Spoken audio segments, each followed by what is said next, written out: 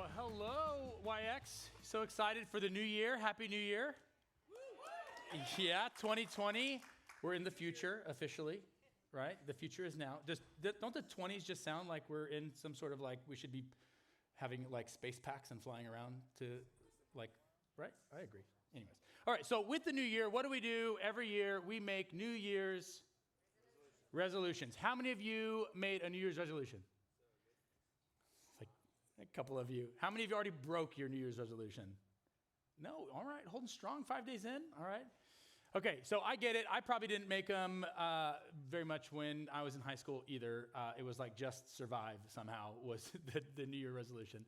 But whatever, you might have one. It might be to get healthier, right? It might be to exercise more, eating better. That's a pretty common one. Or it might be take more risks this year. Or for some of you, it might be to become TikTok famous. I don't know. Whatever, you do you, boo-boo. You do you. Whatever's to be your resolution right now. I have the same one every year. It's pretty simple, very generic, because I'm really bad at goals. And so my New Year resolution is to just be closer to Jesus. Now, I know that sounds like so pastoral, and we're in church, so it's like, oh, of course, yeah, just be closer to Jesus. But if anyone in this room, we say, yes, I follow Jesus, Jesus is my Lord, my Savior, shouldn't that be all of our goals all the time, right? Is to be closer to Jesus. In fact, more often than not, our goal seems to be how far can I go and still be called a Christian, rather than how close to Jesus can I be. And so every year, really, this is just my life goal in general. It's not just every year, but I do evaluate every year around December of, am I more in love with Jesus today than I was yesterday? Can I be more in love with him tomorrow than I am today? That's kind of a really vague goal of my purpose in my life.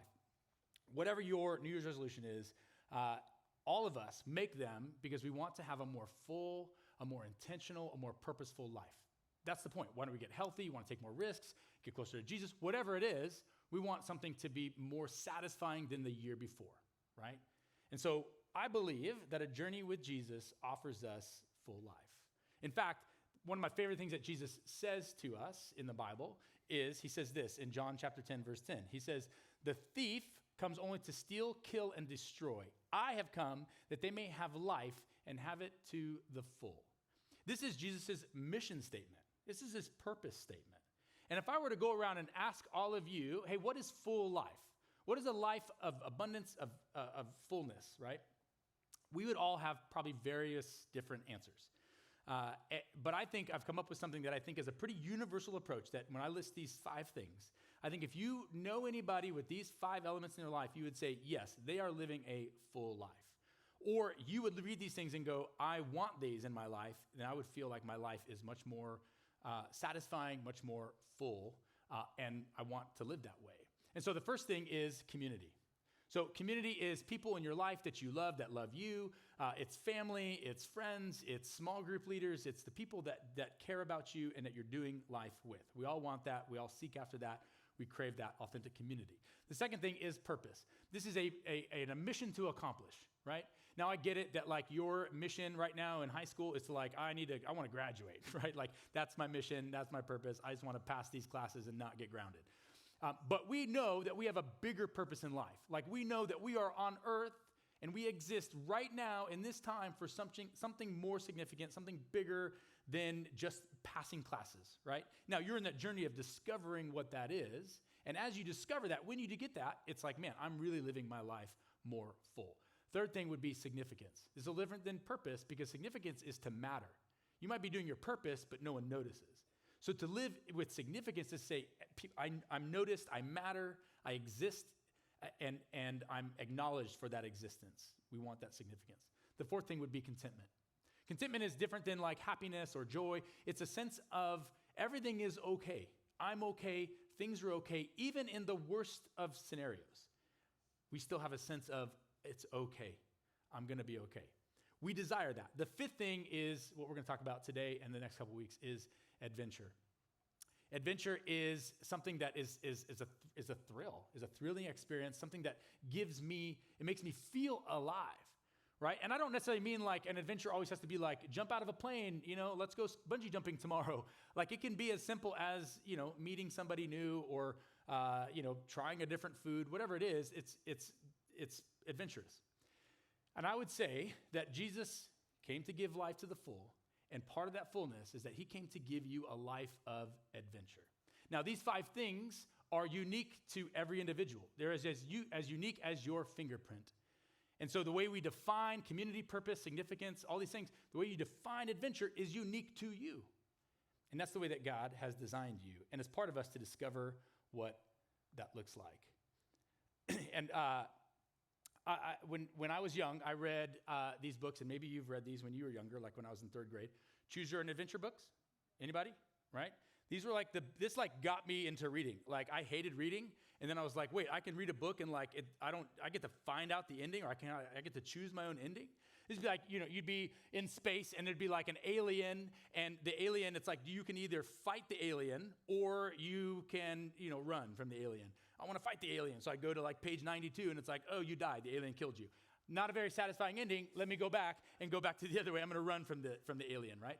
So you get to choose that ending. I got to choose something that was more adventurous. Also, even if you liked the ending of the other one, you had to find out what the other ending was, right? You had to discover. There's something unknown about that choice. And I love that movies today are doing the same thing. Anybody, I do not promote this movie, but have you seen Bandersnatch? Okay, so Bandersnatch, again, I don't promote it. It's awful. It's very dark. And I tried watching it, and I thought it was a very clever experience. It's the Black Mirror, which is also very dark. You want your mind to be totally warped. So in this movie, you get to choose, right, but the click of your remote, which thing that the main character does, and you're the main character in the movie. And so when I did this, every single time, like, the dad died. Every single time that it was like, this movie sucks because the dad keeps dying. So I didn't like it, but I love the concept to the movie that you get to choose, and when you didn't like the ending, you could go back to a previous part and play out something different. And we love this because we all love the ability to choose how something plays out, and I think we also want that same choice in our life. We want the choice of how my life plays out. I don't want just some sort of destiny thing that's just going to happen, although some of us might say that's a lot easier, then I don't have to figure anything out. But when you get real down deep, you do want to choose the adventure that you live. And I would say that if a relationship with God does not sound adventurous, then something needs to change about that relationship. If your life doesn't sound very adventurous, then maybe it's time to begin a relationship with God. And so if you think that a relationship with God just means go to church, pray, read your Bible, attend small group, be as moral as possible, it doesn't sound very adventurous. And in fact, that's not what Jesus offers us. He didn't say, hey, I came to die on the cross so that you could just be really, really moral and just be really, really good and be nice to people. That's not a life of adventure. That's not what Jesus calls us into. And so I'm going to say that something needs to change about that. And that's what we're going to talk about this morning. Examples of adventures, right? If I were to ask you guys, what are some examples of adventures? We might come up with things like, trips, like a road trip. Road trips, super fun. Where are we going to go? Hey, we're going to just drive and see what happens. A lot of fun, right? Although your parents probably wouldn't agree with that. Or it might be a mission trip. It might be some sort of vacation. Hiking is an adventure for some of us. Maybe learning a new trick if you're a skateboarder or a snowboarder, or maybe just surfing and you want to avoid being eaten by a shark. That's the biggest adventure of all. Maybe it's a new roller coaster. You finally are like, man, I'm going to try this one. I think it's going to be epic. Going to college for some of you is going to be just graduating high school and starting that new chapter in life is an adventure. Or maybe it's just meeting somebody new is an adventure. So I love adventure. I am always propelled to the next adventure. I have to live in adventure. Like going to the grocery store is an adventure for me. Like, what cereal am I going to pick out today? It's an adventure. My wife loves it. So when I was in college, I had just graduated college, and I lived in Colorado for about 4 months, and I was doing this internship. And Colorado is beautiful, and it's like, it's the paradise of nature, right? So I was, every day off, I would go out on a different adventure. And it might be like, hey, I'm going to go try a different food, or I'm going to go into this different town. But a lot of times I would just go hiking or explore different areas. Now, I was by myself a lot in a totally different area. I got lost a few times. One time I was like, hey, this is a cool hiking spot. I'm going to go there. It looked really flat, looked really simple, and it was just to be in nature and just kind of walk around.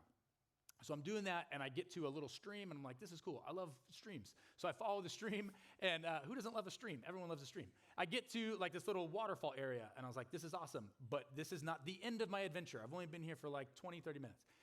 I need to know where that stream starts from. There's probably like an oasis. An oasis is up there with all kinds of animals. Who knows? So I start climbing this, this rock quarry, whatever. I'm climbing this hill, and it's pretty simple at first, and it's not too high, and I'm climbing stuff, and then I get to a part it's getting a little trickier, right? It's getting a little higher. There's a part that's like this rock pinned between two other rocks that there's no way around it or over it. You have to go under it, okay?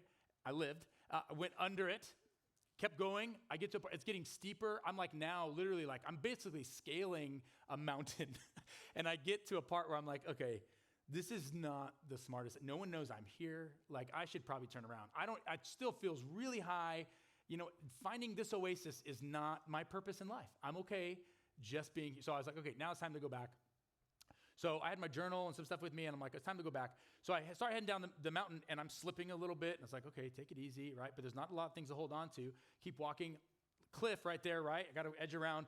Slip, fall, branch, life-saving. Literally, like that's the cliff, like a 400-foot drop. And I caught the tree like this and grabbed the tree, like slid down the tree, backed up, and I literally thought I was going to die. I said, this is it. This is how I die. This is the end of adventures for me. This is not even the most epic adventure. I didn't even find the oasis at the top, but life is done for me. And I literally took out my journal and I wrote a letter. If anyone finds this, just tell my family I love them. Tell them I was just doing what I love and exploring nature, right? I tell my girlfriend who ended up becoming my wife, tell her I love her. Tell her I was going to marry her one day, right? So I then braved enough and I was like, okay, I can do this. And I literally just slid down like this on my butt the whole way down, made it down, and obviously I lived to be able to tell you this story. Now, I know, thank you. Whew. Now I learned from that to not be as dumb and not do things like that by myself. And it was also sort of this beginning of like recognizing that a lot of adventure really kind of encompasses a couple of elements that I think are universal, because not all adventures are the same. Not all adventures are the same. So I think every adventure, though, has some element of risk, some element of fear, some element of joy, and then some element of an unexpected or unknown outcome. I think that, when I look at that, I go, yes, that's an adventure. Now, you have to take healthy adventure and healthy risks, but that's what life can look like. And I think Jesus offers us this full life of adventure. And there's a story that I want to read to you guys in the Gospel of Matthew. In the New Testament, there's four, for those of you that are new to the Bible or new to church, there's four accounts of Jesus that are called the Gospels: Matthew, Mark, Luke, and John, named after the ones who wrote it. And Matthew tells the story, and it's a familiar story for those of you guys that have been around the church for a while, but I think it's a story of adventure. And so Jesus has just fed thousands of people, like over 10,000 people probably. And he's tired. The disciples are tired. It's a miracle. And he says, you know what? Why don't you guys get back in the boat and head back to the other side of the lake? I'll catch up with you in a little bit. I just need to be alone. I need some solitude. I just need to be alone with my Father. So he sends them across, and it says this. After sending them home, he went up to the hills by himself to pray. Night fell, and he was there alone. Meanwhile, the disciples were in trouble, far away from land, for a strong wind had risen, and they were fighting heavy waves. About 3 o'clock in the morning, Jesus came toward them walking on the water. When the disciples saw him walking on the water, they were terrified. In their fear, they cried out, "It's a ghost." But Jesus spoke to them at once. "Don't be afraid," he said. "Take courage, I am here."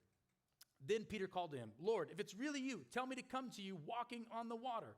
Have you ever said something that you immediately regret saying? I think Peter immediately regretted saying that, because Jesus responds with, "Yes, come."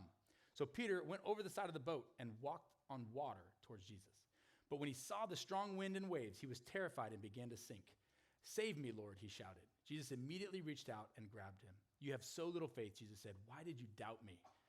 Which, by the way, I think that's an encouraging line, not a threatening line. He's not saying, he's saying, "Hey, didn't I not tell you I was here? I told you not to be afraid, and I invited you out." And then he says, when they climbed back in the boat, the wind stopped. Then the disciples worshiped him. You really are the Son of God, they exclaimed. Adventure is getting out of the boat.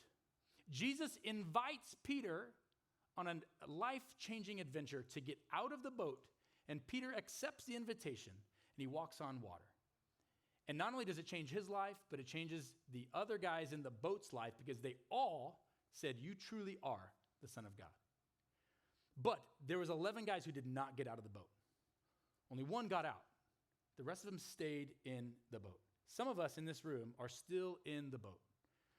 We're still in the boat. We have not lived a life of adventure with God yet. And that might be because we haven't begun a relationship with God. We're still checking it out. It might be because we just thought following God or just being moral or showing up to church and praying some prayers and reading our Bible was, I guess, the adventure. But really, we're still in the boat. And your boat might be your doubts, where you say, like the disciples, it's a ghost, figment of my imagination. God's not real. I just show up because my parents make me. I don't really believe in any of this stuff. This is my boat. My doubts are my boat. It might be your parents or your small group leader's faith. You show up and you're like, hey, I like the way they believe, so I guess I believe the same thing. But you have not experienced it yourself. Or it might be, your boat might be your fear. The fear of getting out changes everything. The boat is safe. Getting out, I risk my reputation. It's going to change everything. The closer I get to Jesus might mean a totally different experience for me, and I don't think I'm ready to give up the life I'm living, even though the adventure risk you're living now is not very healthy. Whatever your boat is, it's keeping you in there. And maybe, just maybe, it's time to get out of the boat in 2020. But I get it. A lot of us are thinking it's too risky. I don't know enough I don't fully understand it. It's safer in the boat. Or you might even be saying, Jesus, how about you get in the boat? That's better. They don't have to get out of the boat at all. And then we're all just going to sing Kumbaya, and it's going to be great. All those are valid. I want to validate your reasons for whatever it is that you say but to.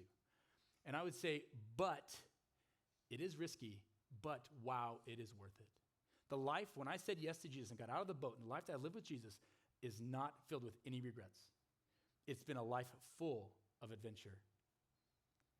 Practically speaking, for those of us that are ready to adventure with God, ready to get out in a different way and experience God in a real, incarnational, intimate way, here's what I would say. Here's a couple of ideas. Number one, connect by disconnecting.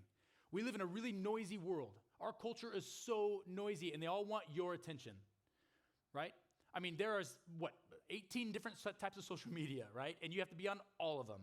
And you have to find out what's happening at all times. And you listen to music constantly on the way to class and in the car. There's music coming out of bushes at the mall, right? Everywhere there is noise. You drive, you walk, you see billboards, you see all kinds of signs, you see everything that's pulling for your attention, and it's exhausting. And you know you're exhausted, but you feel like you have to keep up. Maybe, just maybe, it's time to disconnect so that you can connect with God. Maybe you spend 10 minutes in the car driving with no music. Maybe you go to bed with no music. Maybe you just sort of get away for 10 minutes or 1 hour a week where you just unplug and disconnect and listen to God. What a risk, listening to God. Not listening to your small group leader, your pastor going, hey, what should I do about this? People come to me and ask that, hey, what should I do? And I say, I don't know, what is God telling you to do? Oh, I don't know, what do you mean? Well, have you talked to God about this? Well, what do you mean? Well, what is God saying? Well, what do you mean, right? I mean, you have to connect with God by disconnecting, getting alone with God and listening to God. The second thing I would say is nurture your relationship through nature. Nurture through nature. This is something called crabgrass prayer. This is where you walk really slowly, no music, no nothing, and you just notice everything around you. You notice the clouds. Remember when you were little and you look up at the clouds, you'd be like, that looks like a pony. And you'd be like, how cool is that? When was the last time you did that? And you just marveled at clouds. When was the last time you looked at a leaf and you were like, this leaf is so intricately made and it changes colors? What? Right? Or you looked at a bumblebee and you're like, how the heck can that fly?